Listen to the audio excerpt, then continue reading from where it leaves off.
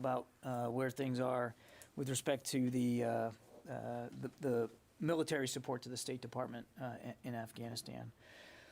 And I want to say at the outset, and I probably should have said this yesterday, you guys know that this is a planning organization. That's what we do here. And planning for these sorts of contingencies is not unusual. In fact, it's quite common.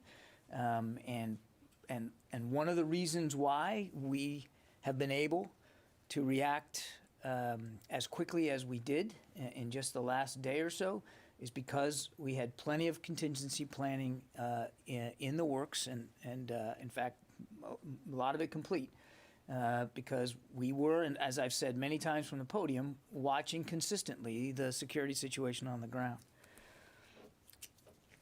So I can give you a brief update, a few additional details since yesterday. Now, as I do this, I think you can understand that I'm not going to have every detail that you might want. There's operational security that's still going to be a concern, and we're going to observe that here, just like as we have throughout the entire drawdown process. But I can tell you a couple of things. First, U.S. forces Afghanistan forward continue to provide security at the Kabul airport and at the embassy. These are the existing security elements that were already in Kabul. This comprised of attack and lift aviation assets, infantry, security personnel, and some intelligence, surveillance, and reconnaissance assets that are already there at the airport. And they stay there, and they are still doing their jobs in terms of internal security there at Hamid Karzai International Airport. The troop movements that we mentioned yesterday are happening as we speak. 3 battalions are preparing to move from their current locations in the Central Command area of responsibility to Kabul.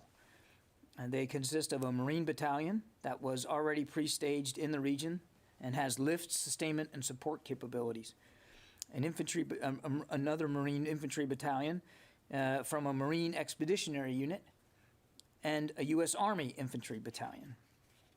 Now, some elements of one of the Marine infantry battalions are already there in Kabul, just the leading element. They're there.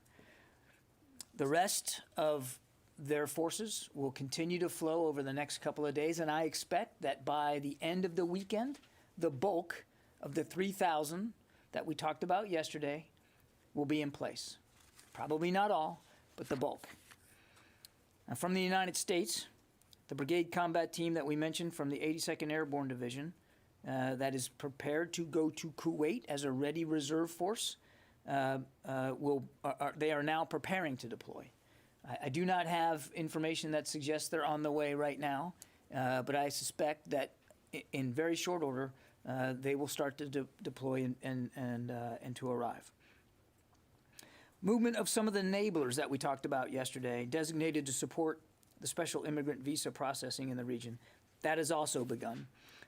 These are primarily medical personnel. I think I told you yesterday it's a mix: medical personnel, some military police, some electrical engineers, that kind of thing. They are preparing to go. I do not have an indication today that they have actually left. And again, they are not going into Afghanistan. They are originally going to be sent into the region for further use as needed to support the SIV process. Now, as far as aircraft are concerned, to support the movement of civilian personnel, Transcom is, as we speak, working on their plans and their sourcing solutions with Air Mobility Command and working it out with Central Command as well to support this mission. Forces and support requirements are going to be rapidly assessed by their planners. They're working on that. And while we're not going to be able to give out a lot of detail today, again, the plans and sourcing for aircraft support and airlift are being worked out. We'll have more to say about that when it's appropriate and when we can. But I do want to stress that airlift will not be a limiting factor in this mission. Airlift will not be a limiting factor. And as I said yesterday, it's not all going to be military aircraft that are used. There are Hamid Karzai International Airport is still open. Commercial flights are still going in and out. It doesn't, I don't want to convey the sense that every lift of every individual is going to be done on a gray military aircraft, though they will be made available to support. And as I said, it's not going to be a limiting factor. And then finally, I just want to foot stomp something I said yesterday. This is a specific, narrowly focused, tailored mission to help with the safe, secure movement of the reduction of civilian personnel in Kabul, as well as to help support the acceleration of the special immigrant visa process by the State Department. That's what we're focused on. And as we get more information and I'm able to provide it to you, I will, with the understanding that there's going to be operational security concerns, and I'm not going to be able to provide every level of detail that I'm sure you want. We will be as transparent with you as we can. Bob. Thank you, John. You're mentioning that the bulk of the 3 battalions will be there probably by the end of the weekend, you said, so at the end of Sunday. Do you anticipate then that the operation would begin that day? The operation has begun, Bob. I mean, the movement of forces to Kabul has begun. That's the military side of it. I can't speak to the timing of the State Department with respect to their reduction. Okay. We wanted to make sure that we were in full support of them and that we were getting on station as quickly as possible, and that's what we're focused on. As for when departures will occur and how many on a daily basis, that's really my colleagues at the State Department for them to speak to. Can I ask a follow-up? Sure. So given the events of the last 24 hours with 3 or 4 additional cities falling to the Taliban, and the Taliban apparently moving closer to Kabul, I'm wondering how likely is it that you will be able to complete the drawdown of forces by August 31st, as opposed to staying to ensure the security of the embassy afterwards? Well, obviously, we're going to be watching the security situation day by day, Bob, and I can't speak for what that's going to look like, in days to come. What I can tell you is where we are now, where we are today, and the mission that we've been assigned is to support the State Department's reduction in personnel by the end of the month. And so that's what we're focused on. That's the timeline we're focused on. And if we need to adjust, either way, left or right, we'll do that. But we're going to always be looking at the security conditions in the ground. Tara. Thanks, John. With the airlift planning that's going on, are you planning to make the airlift available for hundreds of people getting out of the country, thousands? As you know, there were thousands of people based at U.S. Embassy Kabul, and there's as many as 18,000 interpreters that were looking to get out. So Can you give us an order of magnitude of this airlift mission? What I can't do is tell you exactly how many on any given day. But capacity, as I said, is not going to be a problem. We will be able to move thousands per day. But that's just the airlift capacity. That doesn't necessarily mean that you're going to end up with that every day. It's going to depend on the processing and how that goes. So what we want to be able to do is to get there fast and get there capable and be able to provide as much capacity to the State Department as we can. And our intention is to be able to move thousands per day. Okay. Separately, as we've seen the different provincial capitals fall, is the Department of Defense surprised at how quickly it seems that the Afghan National Army has collapsed under Taliban pressure? We are certainly concerned by the speed with which the Taliban has been moving.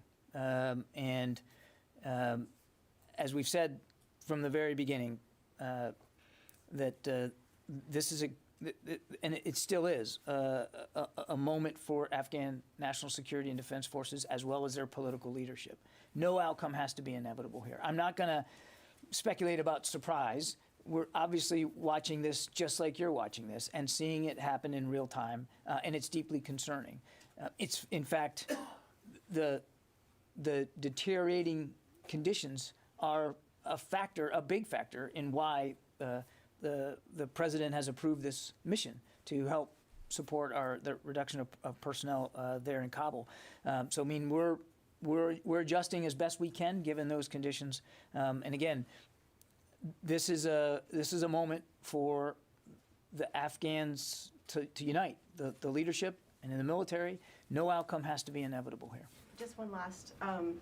if the Taliban continue across and take Kabul, what happens to the continued support the DoD had been planning to do for Afghan national security forces, such as like the contracted air support or the fuel that DoD was committing to send? Are you all starting to have conversations about at what point does that support have to be cut off to keep it from going into the hands of the Taliban? We're still supporting the Afghan National Security and Defense Forces. We're still supporting the Afghan government, the elected government in Kabul. And that's what we're going to be focused on doing.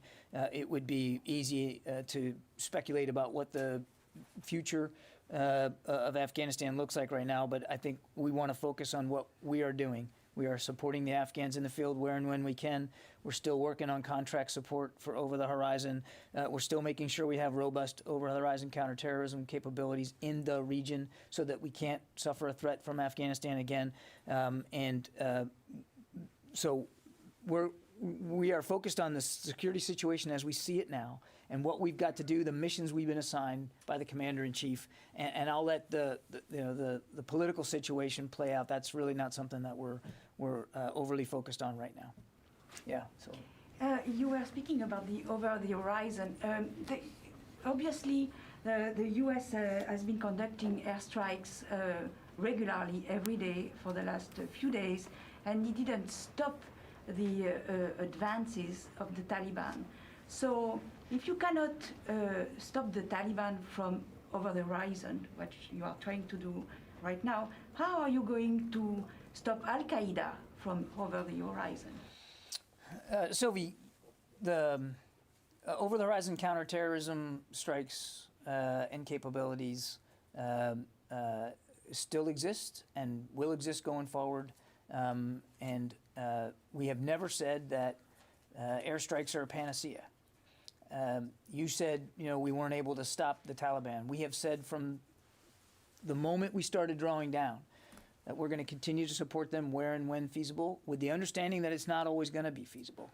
And we've never argued that our airstrikes from the air were going to turn the tide on the ground. What we have said is that the Afghans have the capability to do that. And we still believe that they could make a difference on the ground. We will do what we can from the air, but they have the advantage. They have greater numbers. They have an air force. They have modern weaponry. It's indigenous forces that can make the difference on the ground. And that's so our support to the Afghans was really done in that vein. And again, as for counterterrorism, as you heard the Secretary say himself, there's not a scrap of the earth that the United States military can't hit if it's needed. And when it comes to disrupting a counterterrorism threat that we know is emanating and is serious enough, airstrikes can be effective in that regard. Megan. Are the troops heading into Kabul going to get imminent danger pay for this deployment? I don't know. Can you take that? I can take the question, but I don't know. Jeff Selden, VOA. John, thanks very much for doing this. You've said that the U.S. is going to continue to conduct the airstrikes in support of the Afghan security forces when and where it's feasible. But with the focus now on the battalions that are heading into Kabul to secure the embassy, the airport, and facilitate getting the civilians out, how much is that going to lessen the availability of airstrikes for Afghan security forces? And also, following up on what Sylvie asked, given that U.S. airstrikes didn't seem to deter the Taliban in other areas, how much concern is there that they won't be scared of potential U.S. airstrikes if they decide to move on Kabul and U.S. assets or personnel there? Well, I'm not going to speculate about moving on Kabul, and I've never talked about future operations. I'm not going to start doing that today, Jeff. But to your other question, the kinds of support that we are providing and able to provide Afghan national security and defense forces in the field, those authorities still exist, those capabilities still exist. And General McKenzie can use those capabilities to the degree that he sees most fit. That is a separate and distinct set of missions than what we have now been ordered to do in terms of helping with our State Department colleagues reducing the size of their footprint in Kabul. And so those are two separate sets of authorities and capabilities, and I think that's about where I'll leave it. Yeah, Court. You said a couple of times that you're concerned with the speed with which the Taliban has moved, but I think the big question is not the concern about the speed, but surprise. So again, I have to ask: is the military or the Pentagon or the administration or everyone surprised by how fast the Taliban has been able to move through parts of the country?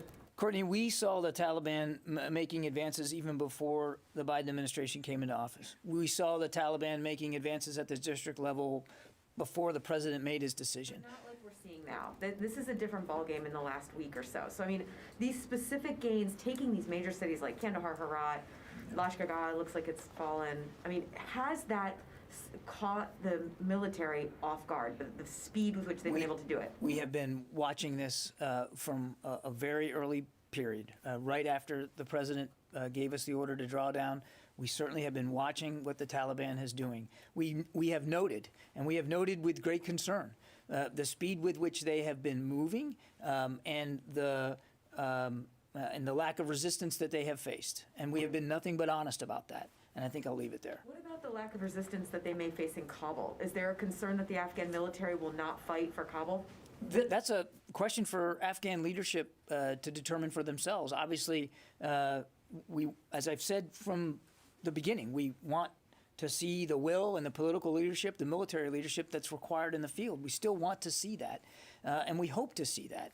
But whether it happens or not, whether it pans out or not, that's really for the Afghans to decide. Oren? You've said here many times that Afghanistan cannot and will not become a base from which to launch attacks against the U.S. homeland or its allies. Does the speed of the Taliban advance shake your confidence in that statement? No. Steve from military.com. Hi, thanks for doing this. Are any additional Air Force squadrons or aircraft heading to the Middle East for this? And then could you also speak to any of the rules of engagement troops on the ground will have? I have nothing to announce or speak to with respect to additional Air Force assets. I've told you, I've given you pretty much the laydown of exactly what we're sending to support this movement. That said, I also said, in fact, I meant it in my opening statement, that there will be airlift provided. Clearly, there's going to be an Air Force role here with respect to airlift. But in terms of combat aircraft, I know of no such moves to do that. And as I said, I've laid out for you now twice what the movements would be, and I'm not going to speak about rules of engagement. We never do that from the podium. David? John, you said you won't speculate about movements on Kabul, but how would you describe the situation now? Is Kabul under threat? Is Kabul isolated? What is it? Right now, without getting into a battlefield assessment every day, I don't want to do that. But Kabul is not right now in an imminent threat environment. But clearly, David, if you just look at what the Taliban's been doing, you can see that they are trying to isolate Kabul. Now, what they want to do if they achieve that isolation, I think only they can speak to. But you can see a certain effort to isolate Kabul. It is not unlike the way they've operated in other places of the country, isolating provincial capitals and sometimes being able to force a surrender without necessarily much bloodshed. Again, I can't speak for what their intentions are. What I can tell you is that we're taking the situation seriously, and that's one of the reasons why we move these forces, or we're moving these forces into Kabul to assist with this particular mission, because we know that time is a precious commodity here. Is it isolated now? I don't want to get into a specific intelligence assessment on the battlefield. I just don't want to do that. But clearly, from their actions, it appears as if they are trying to get Kabul isolated. Lucas. Let me try it this way. The main arteries going into Kabul. Again, I'm not going to get into a conditions on the ground assessment every day about avenues and lines of communication, except to say it certainly appears that the Taliban is trying to isolate the city, and they have, throughout this last few weeks, you've seen it for yourself, taken over border crossings, taken over highways and major intersections to control lines of what we say, what we call communication, and lines of revenue, and those kinds of things. I mean, but I can't speak, and I won't speak specifically to what the situation is in Kabul right now. John, many times this week you've said the Afghan forces had the advantage. What proof can you offer as the Taliban have taken over now vast majorities of the country and they've now surrounded Kabul? That the Taliban have moved with the speed with which they have, and that the resistance that they have faced has been insufficient to stop those, to check those advances, does not mean, Lucas, that the advantages aren't still there. You have to use it. You have to be willing to apply it. Makes sense, John. Yes, if you're it saying does. that they have all the advantages as they're getting crushed on the battlefield, it makes no sense to say they have the advantage. The Taliban appear to have all the advantages right now. Lucas, I appreciate the effort again. They have greater numbers. They have an Air Force, a capable Air Force, which, oh, by the way, is flying more airstrikes than we are every day. They have modern equipment. They have organizational structure. They have the benefit of the training that we have provided them over 20 years. They have the material, the physical, the tangible advantages. It's time now to use those advantages. Is the U.S. military prepared to evacuate all Americans from Kabul and help close the U.S. Embassy in Kabul if the State Department requests it? Our mission right now is to help the State Department reduce their personnel, their civilian personnel in Kabul, and to assist with their acceleration of the SIV immigrant visa process, the special immigrant visa process. That is what our focus is on right now. How close is the U.S. government to closing its embassy in Kabul? You'd have to talk to my colleagues at the State Department. They get to decide that. They have made it clear, though, that as of today, they are reducing, not eliminating, their diplomatic presence in Kabul. We are simply helping them support that reduction. And after a night of sleeping on it, are these 3,000 U.S. troops going to Kabul? Is this a combat deployment? I didn't sleep on that question, Lucas. I thought I answered it pretty well yesterday. You did, hold on, you did answer it, John. John, these soldiers and Marines that are fully kitted out, putting on night vision goggles, landing in Kabul, taking positions at the airport, they're going to a combat zone, are they not? They're certainly going into harm's way, Lucas, and they will combat have zone? Lucas. They will have the right of self-defense. They will be armed, and as I said yesterday, and I don't think I could have made it any more clear, that if there is an attack upon our forces, our commanders have now and always have had the right and responsibility to defend themselves. And any attack on our forces in Afghanistan will be met swiftly with a forceful and an appropriate response. And I know, listen, I know you want to get into the nomenclature here.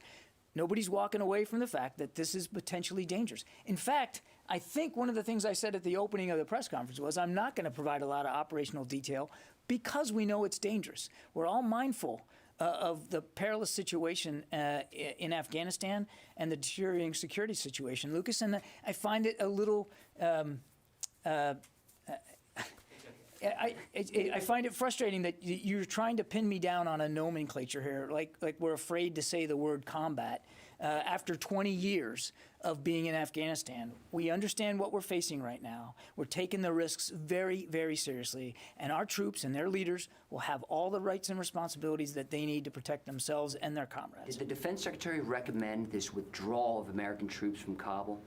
I'm sorry? Did the Defense Secretary recommend the full withdrawal of U.S. troops from Kabul? This is before this week, of course. I'm not going to talk about the Secretary's recommendations to the Commander-in-Chief. Do you think it's important for history, for the transcript, for the people watching this briefing right now? Did the Defense Secretary support the full U.S. military withdrawal from Kabul? Lucas, Lucas, I'm not now, and I haven't, never will, talk about the Secretary's advice and counsel to the Commander-in-Chief. That's totally inappropriate. The President has made his decision, and we are executing that decision. He has also made additional decisions, such as helping the State Department reduce their personnel, and we're going to support that too. Now, some veterans think that the Americans should just pull everybody out of Kabul. The U.S. government should pull all Americans out of Kabul and then just level the embassy. What do you think about that? I think that one of the great things about this country is that people are free to express their opinions about anything that they want. What I'm here to do, Lucas, my job, is to articulate the policies that we're executing and the way in which we're executing them. And that's what my focus is today, to tell you what we've been ordered to do and how we're going to execute those orders. Is it time just to pull all Americans out right now and destroy the Lucas, we are focused on helping the State Department reduce their footprint in Kabul. That's what we're focused on, and that's what we're going to be doing. Louis? I'd like to follow up on Lucas's fourth question, if I could. As opposed to the 14th? Yeah. You talked about how the troops there have the inherent right of self-defense. That was actually going to be my question. There's a tactical purpose for sending these troops there, which you've described in very general terms. I know you don't want to get into specifics. But is there a secondary effect that you're having by sending these troops there into Kabul, which is sending a message to the Taliban? These troops are here. Don't attack us. We're here to carry out our mission. And at the same time saying, we are here to support the government of Kabul. Don't attack Kabul. Are you suggesting that there's a contradiction there? No. I'm trying to ask, is there a messaging intention as well by sending these troops there as well? I understand the primary mission there is to do this, protect the forces, protect the Americans and the Afghan interpreters and their families as they leave. But at the same time, is there a secondary effect that you're gaining by sending these troops there, which is to message the Taliban, don't attack us while we're doing this? The main purpose for these troops is to conduct this particular mission. And as I said yesterday, the Secretary made his decisions based on based on prudence, to make sure that you have what you need and that you have reserve if you need reserves, because we don't know exactly how the situation's going to unfold. It's not, he didn't choose these units or this approach to send a message. He chose these units and this approach to accomplish a mission and to make sure that he had enough capability and capacity to do it safely and in an orderly fashion. That said, and I've said this now three or four times, if these forces are attacked and threatened, we have the ability, the right of self-defense, and we will respond in a forceful and appropriate way. And just one quick follow-up. We've talked about the troops from the 82nd Airborne going into Kuwait that could be on standby if needed. Is their mission going to be, if they are needed, exactly like the ones from the 3,000 that will be arriving by the end of this weekend? Or would it be something different? I'm sorry, say it again? Sure, no problem. The brigade, the BCT, headed to Kuwait. Yeah. Is their mission, should they be called upon, are they going to be doing exactly what the 3,000, the 3 battalions arriving in Kabul by the end of the weekend? Or is there some thinking that maybe they might do something else? They're a ready reserve force that we would have available to us should they be needed for any number of security missions. And again, I couldn't begin to speculate right now what those missions would look like. But they will have capabilities that are commensurate with the infantry battalions that are going to Hamid Karzai International Airport over the course of the next few days. Thank you. Thank you. Question is that Pakistan is blaming now again U.S. for the crisis in Afghanistan, and also Prime Minister of Pakistan, he said he already endorsed the Taliban government in Kabul. And finally, if any country in the region, including India, asks U.S. help in this mission of evacuation? I don't know of any other nations involved in this. I mean, these are sovereign decisions that nation states have to make. As I said yesterday, should we be asked to support any movement by our allies and partners, we can do that, and we will do that. I don't know of any, but I don't know of any such requests or such requirements. And look, as just broadly speaking, what we said before is any of Afghanistan's neighboring nations, and any nations in the international community that believe they have or want to have a stake in the future of Afghanistan, we simply would urge them to act in ways that helps lead to those kinds of better outcomes for the Afghan people, and to help us continue to pursue a negotiated political settlement. Dan Lamothe. Thank you, John. You said yesterday that you thought this was the right time for this mission. Lawmakers from both parties, lots of nonprofits, lots of Afghans would say that the right time for this mission with SIVs was actually back in May or June. Can you square those two things? Why did it take so long? Thank you. We've said for quite some time, Dan, that we know we have a moral obligation to help those who helped us, and that we were ready, willing, and able to support efforts to move special immigrants, people applying for a special immigrant visa out of the country and to locations, and we have met that obligation. It is a process that, as you know, it does not reside here at the Defense Department, and a process that has requirements. So what I can tell you is, from a DoD perspective, it's not something we ever lost sight of. It wasn't an obligation we just all of a sudden forgot and then came around to. As I said at the outset, we've planned for a lot of contingencies, and this was certainly one of them. Tony Capaccio. Hi, John. I had a couple questions. You said DoD is a planning organization. Has CENTCOM presented to the Secretary or the Joint Staff a contingency plan to reintroduce U.S. combat troops, a la what we did in 2014 in Iraq, if the White House requests it? Has such a plan been crafted? Yeah, that we are a planning organization is true, Tony. What's also true is we don't talk about every single plan on the books. Our focus right now, Tony, and the plans that we are executing are to meet the President's drawdown requirement by the end of this month, and to assist in the drawdown of State Department personnel also by the end of the month. And I'm not going to speculate about what things look like going forward. And I would remind Tony that this mission is a narrowly focused, very specific, tailored mission to support the State Department at this particular time. I have a second Mike. question. Go ahead. Okay, second question. You've heard the narrative and the questions from reporters and everybody else about, is this a repeat of the fall of Saigon? You're not a historian, but I know that the Secretary, a number of you guys are thinking, how do you answer that question?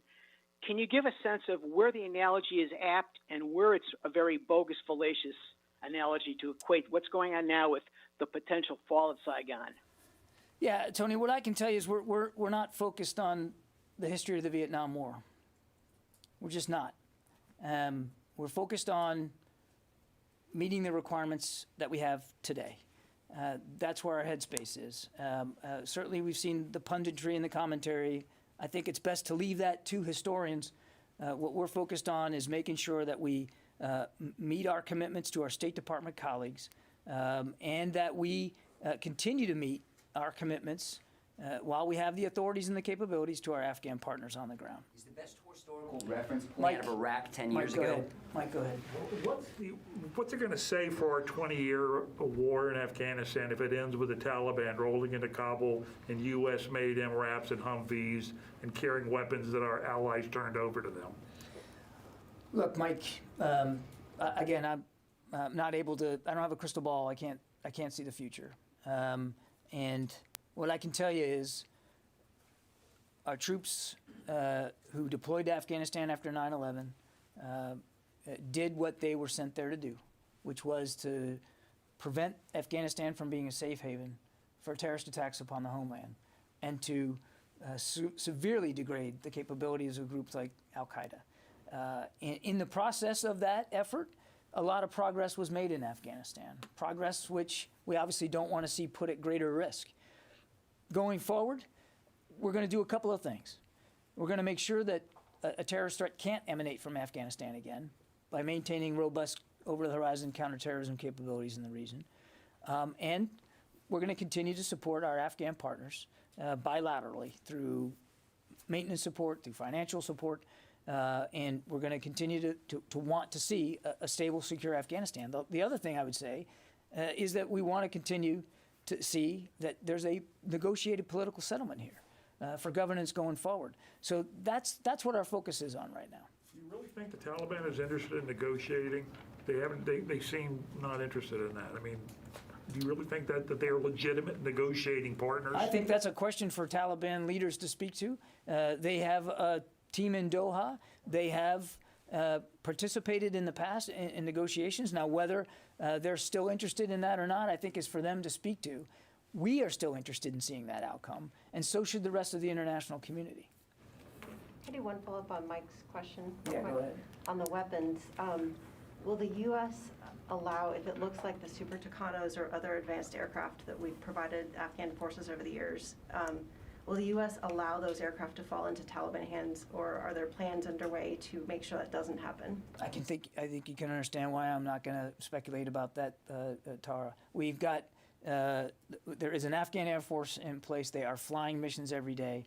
We have made commitments to help improve their capabilities. Those commitments remain in place, including refurbishing Black Hawk helicopters, helping them finance the refurbishment of some of their Mi-17s in terms of financial, contractual support, and then the provision of Super Tucanos. I'm not going to speculate about the destruction of personnel, the destruction of property going forward.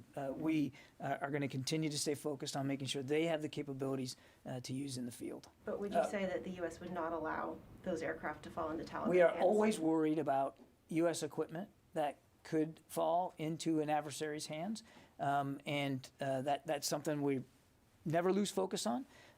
And what actions we might take to prevent that or to forestall it, I just simply won't speculate about today. Quick Paul from Politico.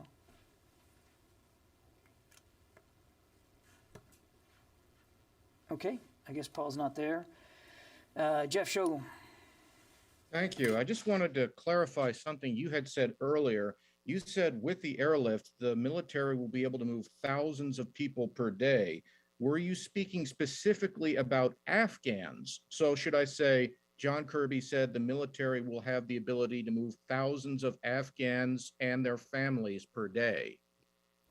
Jeff, I think you can surmise that when I say thousands of people, that would include a population of Afghans, of course, that are being processed through the special immigrant visa program, including their families. Okay, that's about it for today. Thank you. Thank you very much. We're all set. We're all set.